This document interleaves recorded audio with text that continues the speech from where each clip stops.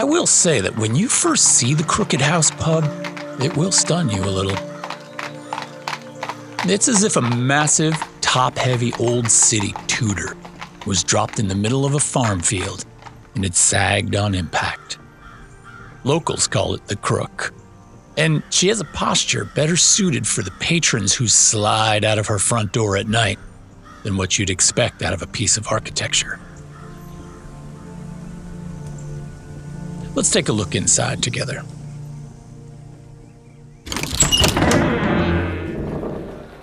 The smell is the first thing that you notice. As we step inside, deep-seated history exudes from the smell and texture of the place.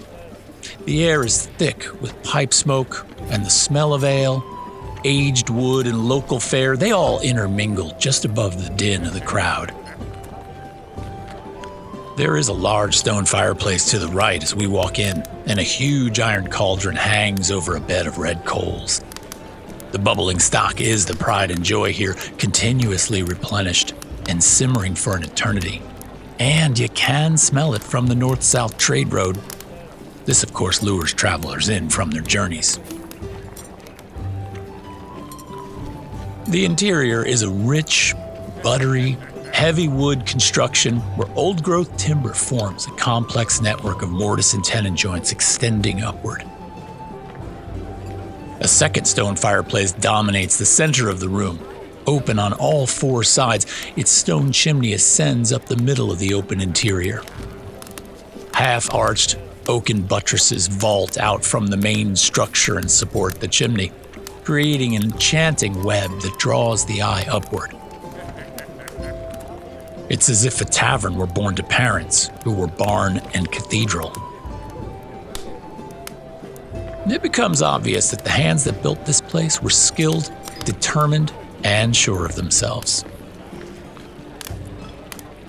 Now, the hearth sits just high enough to rest your feet on as you lean back in your chair. On any given night, that fire is surrounded by local farmers, feet up, leaning back, smoking pipes, and yammering on. And tonight is no exception. Now, given that the center of the building is open, you'll notice the floors all look down on the tavern. Room entrances all face the catwalk-like levels, and a spindled railing runs around the perimeter of each floor. If you look up the full 6 stories from your table, you're bound to see more than one patron leaning over the railing and singing along with the music in the tavern below. And of course, on occasion, a content, partially asleep, well-liquored regular perched on one of those massive buttresses. You'd swear they'd fall off, but they never seem to. Yolmar keeps the bar with a welcoming smile and quick attention. Welcome. He also owns the place, and his demeanor is mostly due to having fulfilled his dream. He always wanted his own inn. The toothy half-orc loves people's stories, and he knows that there's nothing like a good meal and a couple of ales to get people talking. He collects their stories in his head like a library. Don't be surprised when you first visit if Yolmar takes the opportunity to ask you, where you been? Where you going? And what's happened to you along the way? Now, it's worth mentioning that he also has all the local dirt, the rumors, and of course all the news. If you spend time with him, he's sure to give you something. Everybody knows that if you spend a night at the Crook, you'll leave with one of Yolmar's musings.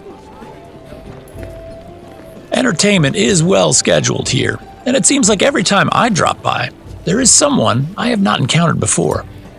Bards, fortune tellers, illusionists, they all make the rotation. Tonight, Molly Gapsy, a local halfling, plays her lute and sings heartfelt songs of old lovers that did her wrong. Now, I don't want to pass judgment here, but her songs, they kind of make my skin crawl a little bit. If you listen carefully to her prose and sort of unpack what she's saying, I mean, I think she murders all of them and does some pretty unthinkable stuff to the remains. Oh. I will say, though, that Molly is a sweet thing with a smile that'll melt your heart, and nobody in the place will believe you if you ever suggested that to him.